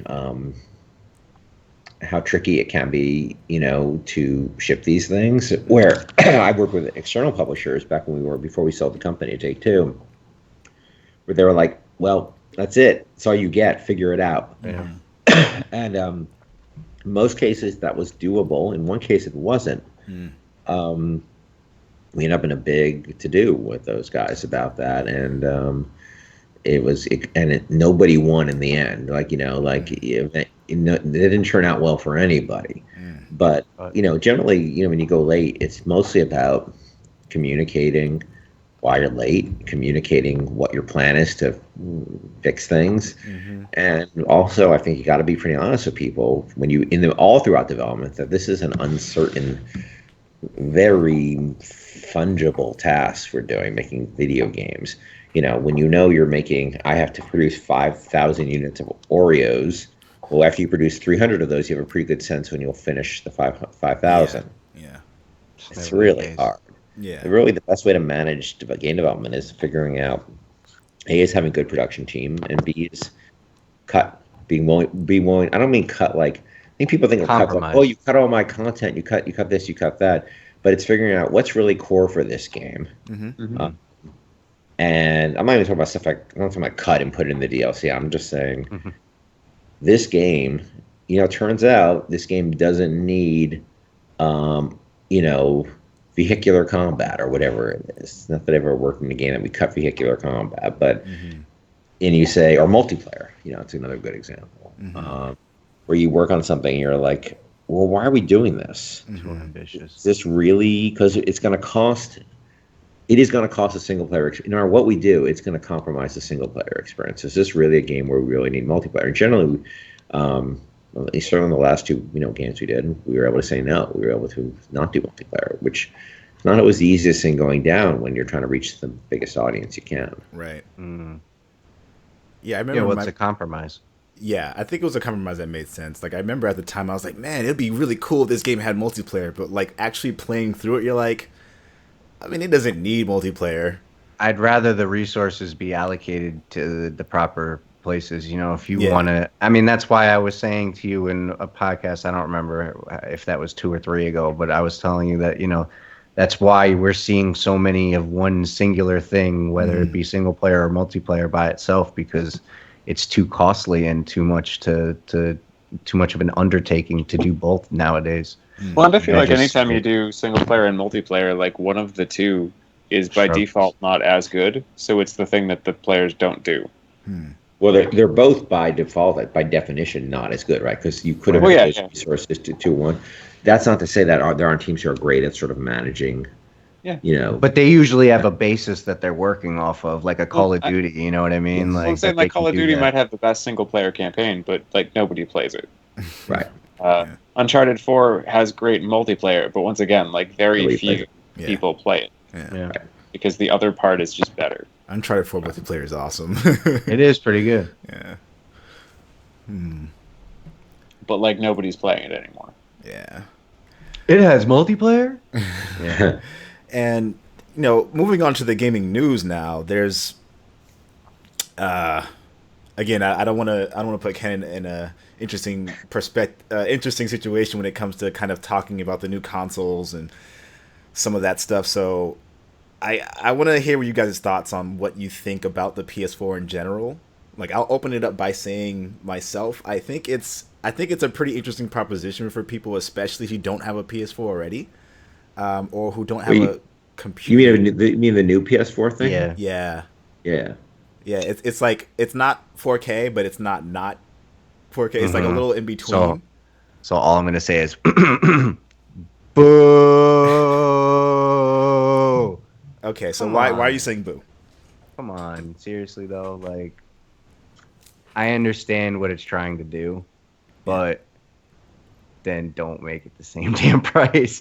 I mean, I'm not trying to sit here and complain about price, because I understand that, you know, there's a lot of statistics and numbers that go into getting to that price, but at the end of the day, like, it's basically the same thing with just a little bit better, you know, or a little bit more improvement. I don't know. I guess, the problem that I'm having with it is that the Xbox is coming out with something that's vastly superior to what they already have on the market. Yeah. And the reason why I tried to move away from PC gaming when I did was because I was tired of having to buy new, you know, CPUs and RAM and disk drives and hard drives, and it just gets to be too much. And it's like, now we're getting into a position where, while it's understandably it's a lot less money to upgrade a PlayStation 4.5 or whatever, 4 to a 4.5, it's still one of those things where, like, you're asking me to spend $400 or $500 every 4 or 5 years just to get the best quality, you know, console that you have out there. And while 4 years isn't terrible, it's also, you know, we've been used to Sony and Nintendo and Microsoft going through like a 7-8 year cycle before they decide to change and do things differently. And it also, I feel like it also affects the quality of the game. I mean, you look at what the beginning of a console cycle, what the games are like, they're not always up to par with what, you know, comes later. I mean, there's certain times where you can get a really good experience out of one of the original games, but it's very infrequent, and it's usually Nintendo, where they had an inside track on the thing 3 years earlier, you know? I think the late cycle games are often better than like their counterparts in like on the new console. Like, they often even look better. Well, that's what I'm saying. Look at because if because the developer has to be able to get the time to really adjust to it. I mean, you saw that with the PS3 and that the 8 or 6 core, whatever the hell that. I stopped caring about that a long time ago. Processor. Yeah, the cell core thing. Yeah, exactly. So, I mean, looking at that right there, like, that face says everything. Like, you know, it took a while for people to even really find an effective way of dealing with that headache. Yeah. And it really handicapped the last. I mean, and you think about it. If you had 4 years with that, and then it moved to something else, you're like, well, what the hell did I spend all this time learning this thing for? You know what I mean? Then you're just like less inclined to want to deal with the hassle of what's going on after. And then what are you going to be developing for those consoles? Yeah, what you about to say, Ken? Well, to be fair, this actually makes that problem a little bit better, because as long as the architecture stays the same, it's more like the PC world for the developer, where where you're basically just saying, well, let's make a version, like on the PC, we build for different specs, right? Mm-hmm. But you're still building the same architecture. You're just sort of like changing shader commands and stuff like that. Well, probably the programmer's going to kill me for saying, oh, you just do a couple of things and it all works out great. But, going from a game that works on the PS3 to the PS4, those are entirely different beasts, completely different beasts, where the old PS4 and the new PS4 coming out are the same architecture, just with more memory and more stuff in it. And it creates a whole bunch of new problems for game developers. Yeah. But it's actually from keeping our existing technology base and building on it actually makes that world a lot easier, which is something we like on the PC side. Mm-hmm. Mm-hmm. But it may not, I don't know how great it is for the people, I don't know, maybe it is good. I don't know if it's good for gamers, because you do have to go through that period of sucky games, at the beginning of every console cycle, where you can go play God of War on the PS2, but you're playing whatever new, launch title for the PS3, which wasn't very good, right? Fantavision, or that was PS2, but, some not that dynamic game, they just try to figure out how to make work. Yeah. Like so PS4. Yeah, but I remember late stage PS2 was like Grand Theft Auto 3 and God of War and amazing. Dark Cloud 2. Metal Gear Solid 3. Yeah, man. That's where I cried. Yeah, that's, man. That's the only game I've ever cried. That was like Hardball, the movie Hardball to me. I don't know, for whatever reason, those two things are the only things I'll ever fucking cry at. I feel like I cried during like almost every Metal Gear Solid. I don't know about that, because there comes a point in every Metal Gear game, and I'm a huge Metal Gear fan, just for the people record. But there comes a point in almost all Metal Gear games where you're just like, what the fuck am I playing? Like, at this point, what the fuck? There was some dude who looked like he was a puppet and he was reading my memory card. right. And there's other dude over here who's fat in a bomb suit drinking wine. Like, I'm lost. It's a cultural experience, man. Totally. That's a brain that was raised with different stuff than our brain was raised with in terms of culture and food and society. And that's where his nerd brain went. That's nerd plus being raised in Japan, where being nerd and being raised in America can be you get different influences. Yeah. For sure. It's awesome to see, because, I mean, I don't care how crazy it is. I just get to a point where my mind shuts off. 'Cause I'm like, dude with the liquid arm, but the arm is really the brother of another dude. I'm liquid. Yeah. I'm sure, like in Japan, they're like, oh yeah, there's this game where you like walk around and it's like underwater and it's like fucking crazy and like who would come? That's so stupid. I can't even imagine. Girls like sucking out your blood. Makes no sense. Culture is a big deal, and we bring that to the table every time we play something. Yeah. I know this is one of those things. The Nintendo NX. Most people who aren't game devs are pretty in the dark about the Nintendo NX. We have I think that's because Nintendo doesn't know what they're doing. Like they've released nothing at all. They've released vague ideas. We just want to see if you know. I literally don't know anything. Like Nintendo doesn't. Third parties are not really where Nintendo's at, and so we don't interact with them very much. I mean, I'm a big Nintendo. I've always been a big Nintendo gamer. But we don't. I haven't been paying attention except as a gamer. So, and it doesn't seem like. Yeah, it's unclear what they're doing. Yeah. They seem to be moving Nintendo in general more away from sort of their hardcore. I don't know. Maybe I don't know. Like, certainly, the games I still like on Nintendo are like the same games kind of games I was playing on the GameCube and and the N64. But times change. Like obviously things like Pokemon Go are very, very powerful. Yeah, it's not my cup of tea 100%, but I loved that. I love watching kids run around and playing with that. I'm still a very traditional gamer, but I love seeing that. I was walking down the street.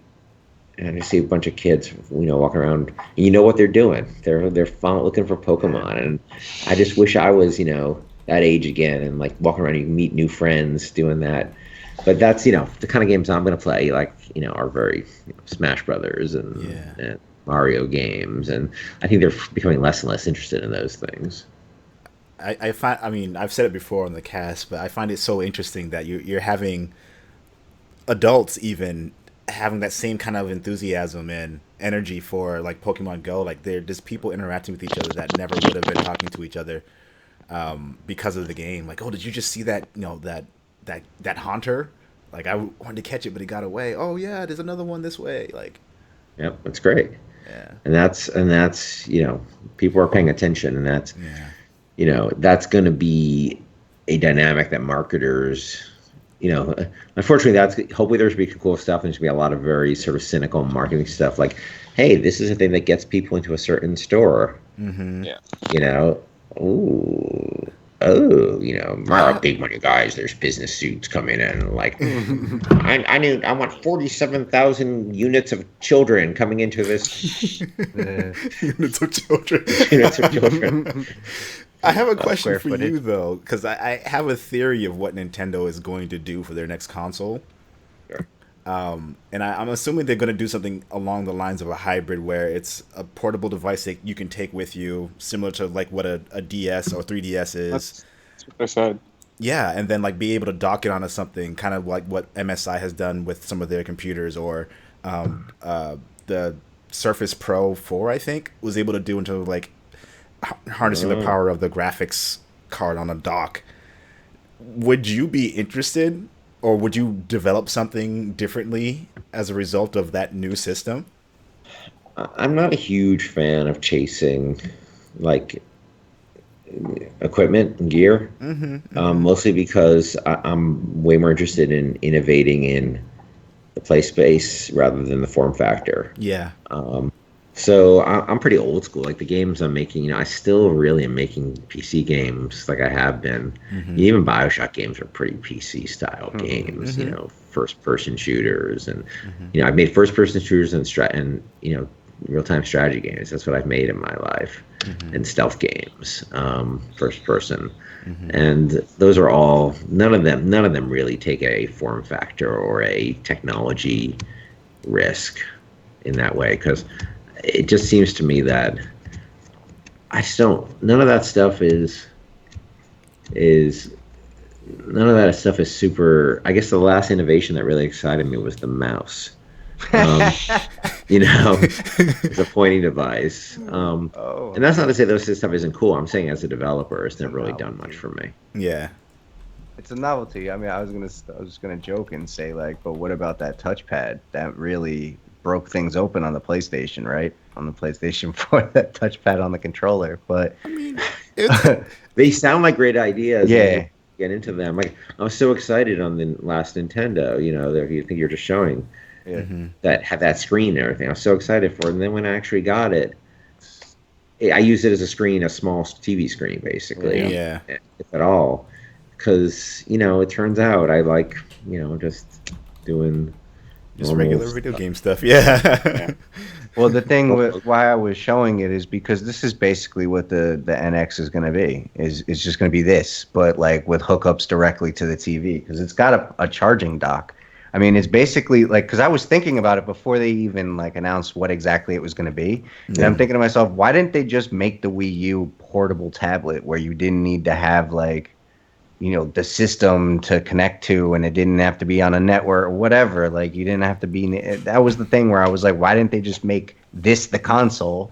I guess because they didn't want to butt into their 3DS sales, since they've been dominating handhelds for like 20 years. Yeah, but they definitely need to stick with that, especially because their main market is Japan, right? I mean, that's their big bread and butter. Doesn't come like Microsoft and Sony from abroad.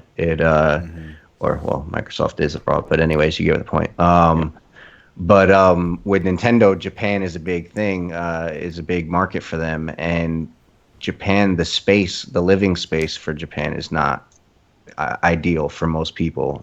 Most apartments are very small, and with that, they don't like to stay in.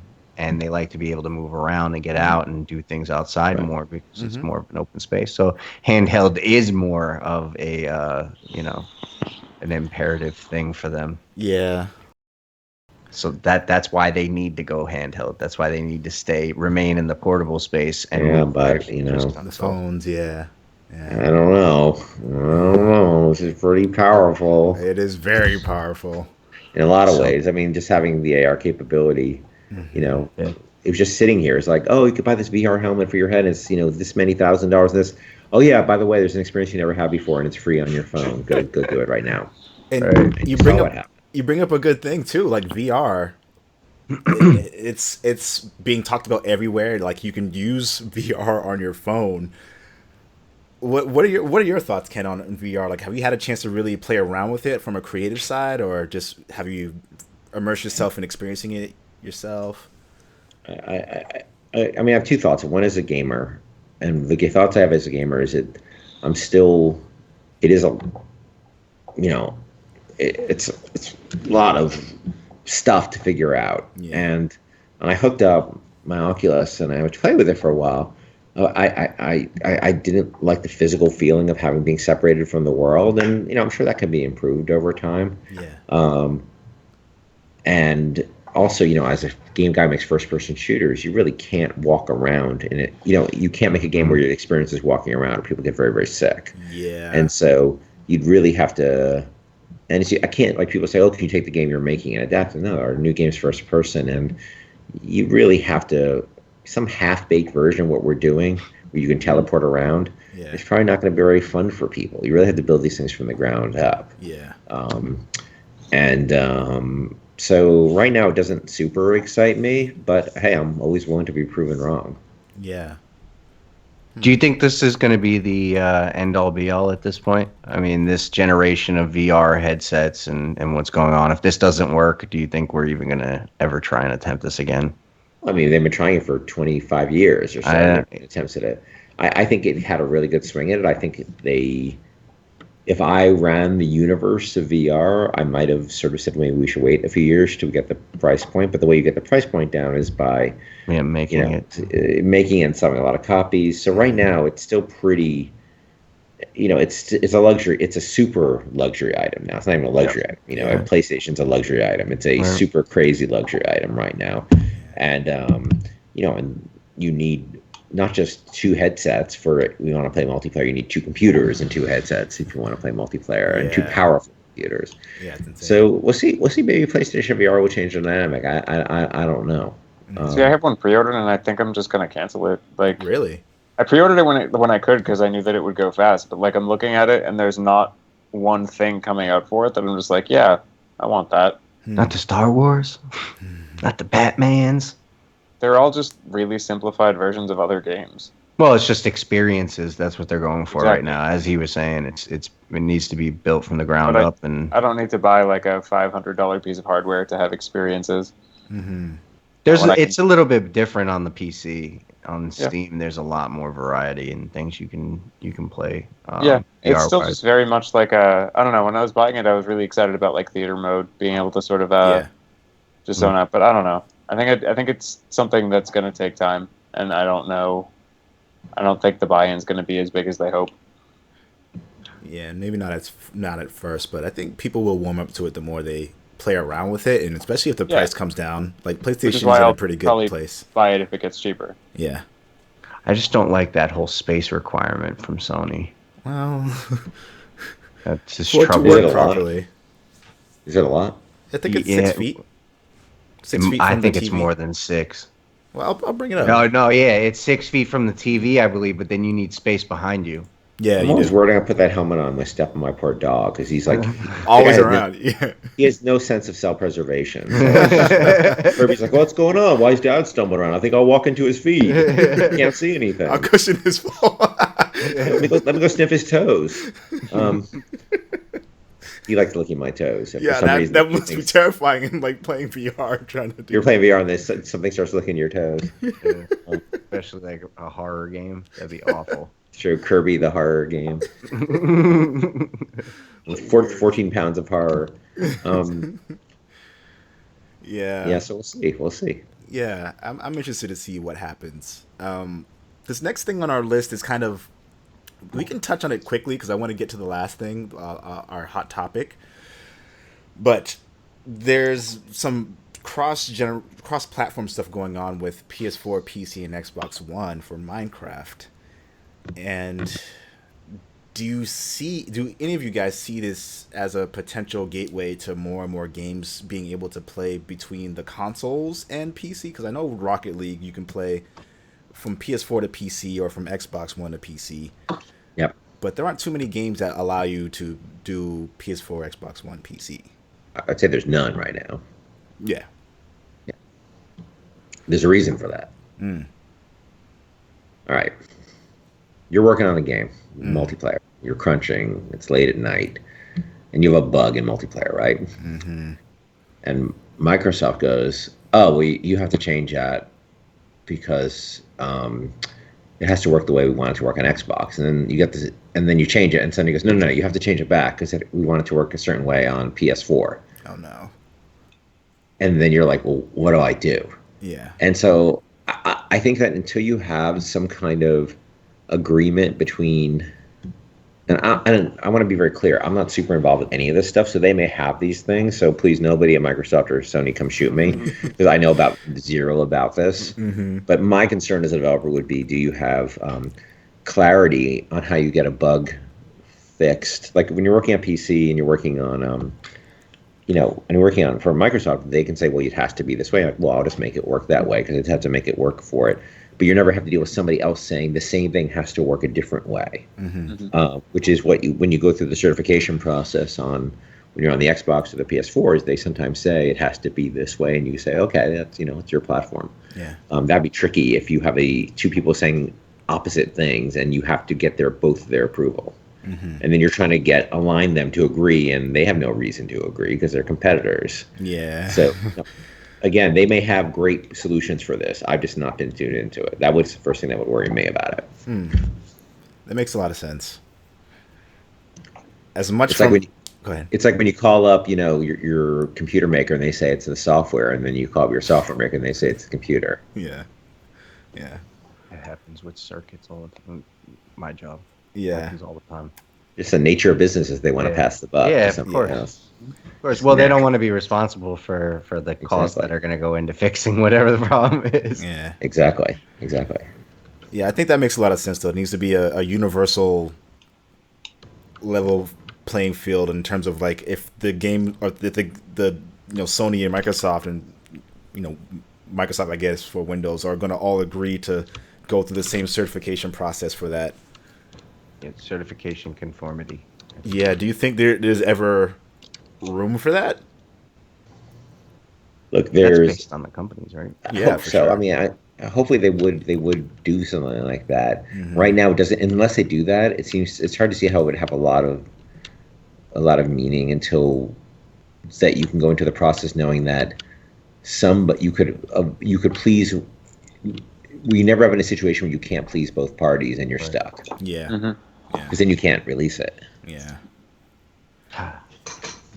Life is complicated. Yeah. It is. So many very freaking hoops you got to jump through. Always with everything, though. It's like, it's just funny to hear that something that I've been so passionate about for like 20 years is basically the same thing as what I'm dealing with. Like, in so many ways, it's the same kind of thing. It's not different, like there's always this glamorous feeling like things are different wherever you really truly want to be, but there's so many things that you can bring from different experiences because it's all, just it life. Ties into what we were talking about earlier too, is that like, you don't have to be against something if you're going to be with something. Like there could be a way to bridge that together. Yeah, but you're talking about two major corporations. Well, yeah, I mean, who have a lot of motivation to not want to bend and not set precedent. And again, they may have great plans for all of this that I just haven't heard. Yeah. But I'd be skeptical if anything's really going to. So you say Minecraft's coming out for this? Yeah, I think it's more so on the server side where they're allowing people to play on the same servers. Like if you want to buy a server that'll work between all of them, you can do that. Well, is that PC server or? Let me click on the link again just to make sure. It's probably a PC server. I mean, as long as you're not going Microsoft, as long as you're not going Xbox to PS4, then the problem set is much smaller because PCs are much more fungible, and you don't have to please anybody on the PC side. I mean, and like Minecraft's been around at this point. Minecraft Realms, that's what it's called. Yeah. Minecraft long enough that they've worked out a lot. So, yeah, but they haven't worked out server architecture between system, 4 and Xbox. So that's the problem. And those completely different networks too, because those are two different walled gardens of networks. You can't just get on a network you were using either Xbox Live, and who knows how incompatible those kind of Oh, they're awful. I mean, just dealing with network, based systems. I literally spent 8 hours doing one 2 days ago or yesterday. Wow, that was yesterday. Anyways, no. Imagine two highly secured systems like those with probably totally different architectures. There's nothing that's conforming on those things. Even if it's like the same type of cards and same type of network infrastructure, to get into those things is you got to do 15 different things. I mean, like I said, there's so many hoops to jump through and everything. Yeah, it's crazy. The final thing I wanted us to talk about, aside from if anyone has any guest topics they want to interject in between. So we talked a little bit about politics earlier during the interview, and I find this bit of news / this topic really interesting because there's a lot of people who feel really passionately about not mixing religion with the things that they love, or mixing business with pleasure, or mixing how your political stances on things with business. And we're in a situation where Insomniac, Screwta Games, Tomorrow Today Labs, Polytron, all backing out of VR support over an anti-Hillary, pro-Trump campaign, asking for what was his name? Let me bring this up again. Asking for, I believe, the CEO Palmer Luckey to step down. Yeah. It's a hard thing to discuss, in the sense that, like, should political stances interfere with, like, games being created? This is. What do you think? I don't know. Well, people are so different. Yeah, because we're talking about like a whole company and one person in the whole company and what they believe, and then like the studios who were developing for this platform, who are as either one individual or as one studio deciding wholeheartedly that they don't want to support it. It's like, from the ethical side of things, like, I totally agree with it because I really don't like Trump. But from like a business perspective, I mean, I think it's more than just politics, because it's not like just that they're backing out because he supports Trump. They're backing out because he funded like an anti-Hillary campaign. Yeah. So it's a bit more personal, I think, in that way. Yeah. I think that ultimately he brought politics into it, and that's where the problem happened. Okay. That's fair. Yeah, I mean, look, it's kind of hard to think of somebody who's,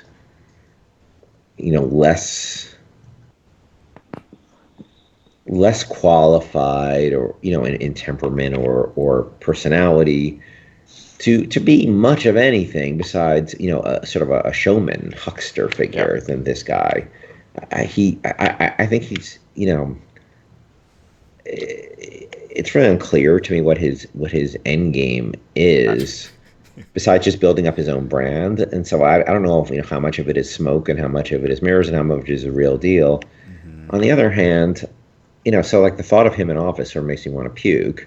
But on the other hand, as I said, I've never been a joiner. So I have a lot of issues.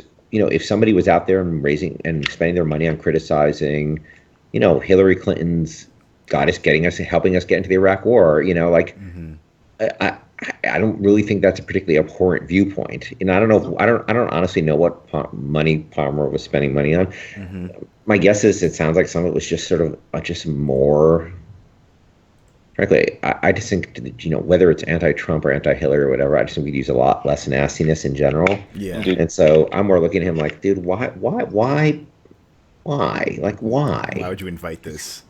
why would you invite more of this on the world? Why would you spend money on more on this world? On the other hand, I don't know him. I don't know his heart. I don't know anything about it. And man, you crack open any egg, you're going to find some nasty shit inside. There are thoughts. I don't know any saints. Now, Trump is a uniquely repulsive individual.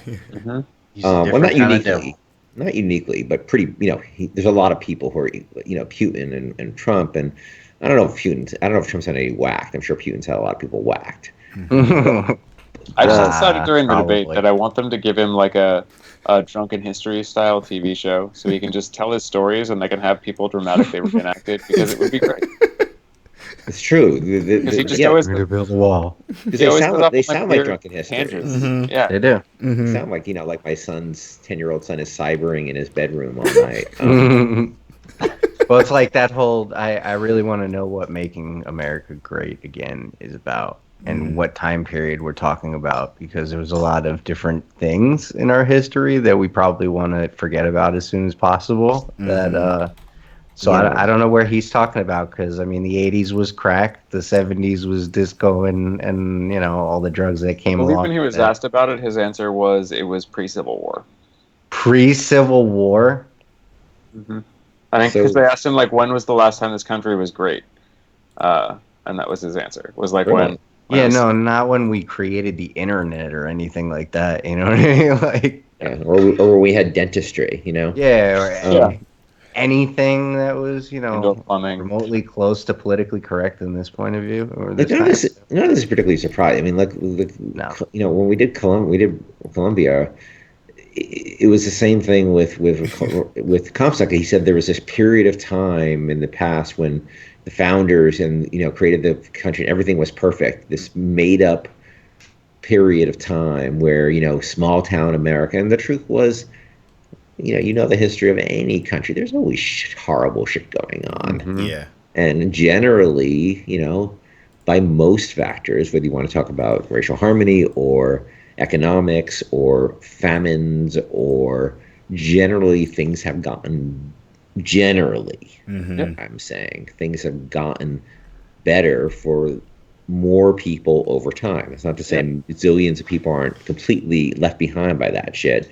But you go back to the 14th century, and basically you're looking at a world of plague and famine cycles, and feudalism, and incest, and rape, and all sorts of crazy shit. The default state of everybody being poverty, in poverty, except for very few people. Somebody pointed out that if you compared your life, any sort of middle class American compared to their life to the life of a king in England, you would totally take your life now, even if you're some guy working at a bank, because hey, you have dentistry and you will have a decent life expectancy, and your wife is not going to get pregnant 14 times and then die in childbirth. Yeah. And you're not going to die of smallpox and all those other things, and your kids will be educated, and that's not to say everything's great, but this sense of the wonderful past is always a sign of somebody completely full of shit. Yeah. Yeah.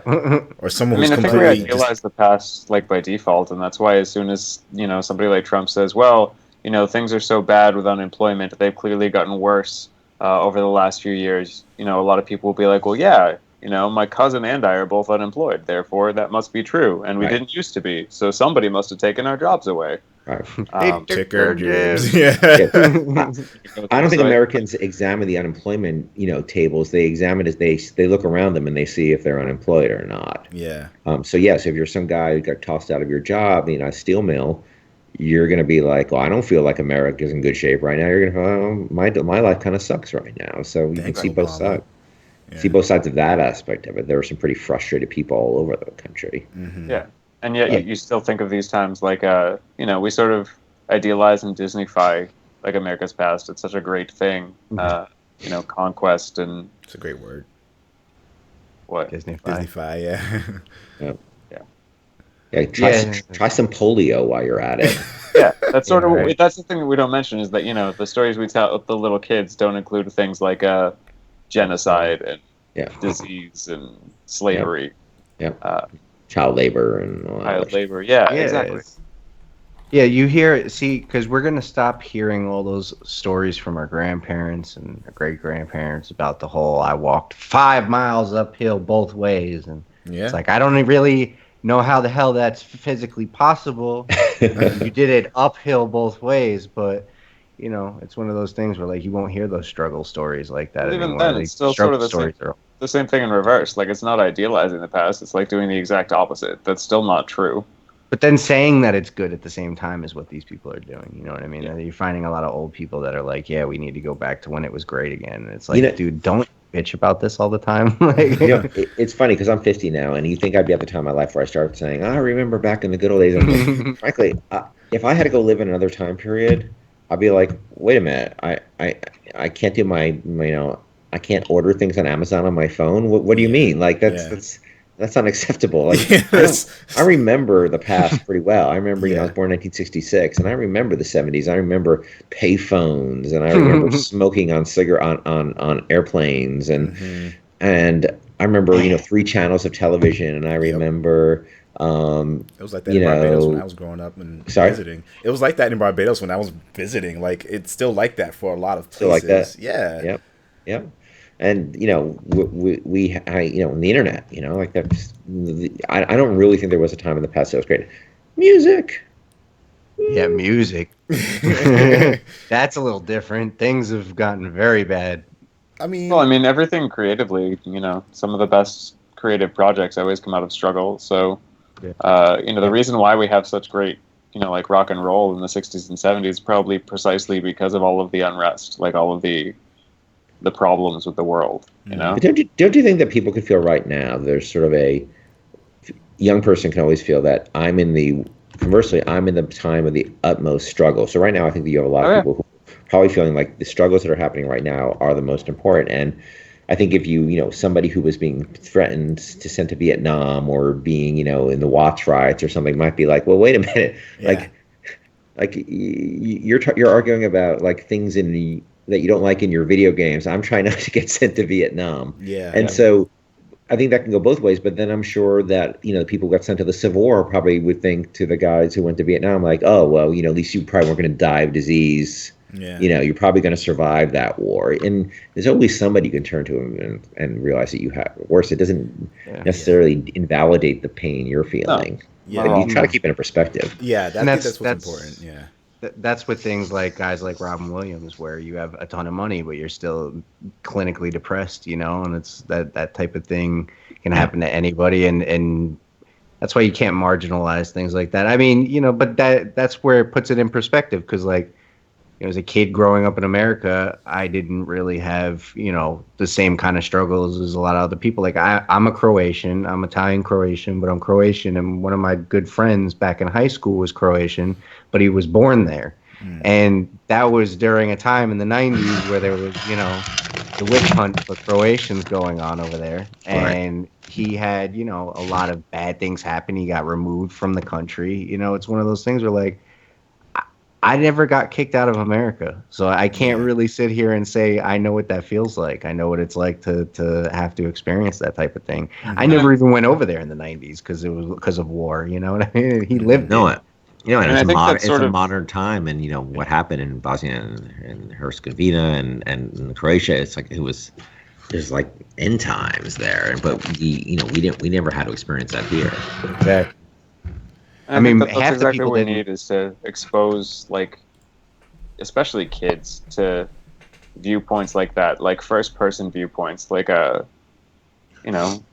them meet some Syrians right now. Just let them sort of like experience, that the world can be a lot worse, because it sort of puts things in perspective, and that's important to a certain degree. But then also, like we were saying, marginalizing their issues. Oh, yeah. Also, no, for sure. Doesn't nurture change and progression. Yeah, you don't want to marginalize their issues, but you also don't want them thinking that like not having a cell phone is the same as of course. Genocide. Yeah, you got to put it in perspective. There's the over exaggerations of society that's come out with children today. that type of shit you got to put in perspective. There's always somebody who's going to have it way fucking worse than you, and somebody who's got it way fucking better than you. Yep. And you can paralyze yourself, but to some degree, I think, look, at the end of the day, if you're sitting around and just for your own sake, that sort of those cycles of hating where you are, no matter where you are, can eat up a lot of your brain. Yep. And there's a time to sort of say, shit, where I'm at is terrible. And there's a time to say, well, I'm going to do whatever I can to improve on this. Because listen, it's true. I got very lucky, and I made good money and successful games. And it's not like I suddenly didn't become an anxious, depressed person. In fact, I think a lot of people end up killing themselves because a lot of famous people end up killing themselves because they get there and they're like, wait, I'm supposed to be happy now. Yeah. Oh, fuck. Well, I'm not happy, Yeah. And so I think that no matter where you are, you look at these people like Kurt Cobain sitting on top of the world and he fucking kills himself. Yeah. You look at that guy. I look at myself sometimes. I'm like, how can I be unhappy today? How can I possibly be unhappy? And you realize you have no excuse to be unhappy. Yep. Yet there you are, unhappy. Mm-hmm. And I think that to remember that ourselves gives you to remember that yourself, and that other people can feel the same way, no matter how above the ladder or below the ladder they are relative to you. That people's pain is a meaningful thing, and to at least try to sort of treat it with some respect. Yeah. Well, it's finding a common ground in that struggle that usually, for me, in my perspective, is the best way to approach dealing with that type of stuff. Just to not necessarily say I totally understand what's going on, but I know the struggle. I understand, what kind of things you're going through from a physical feeling or whatever, a mental feeling, even just thinking about it. That kind of stuff is how I believe it should be approached, those kind of subjects and those kind of issues. But that's just, part of the thing, you still got it. There's a lot of other variables that you got to take into consideration, but that's still one thing to be positive. I got like this guy on my Facebook feed who hates me, and he lives in Russia.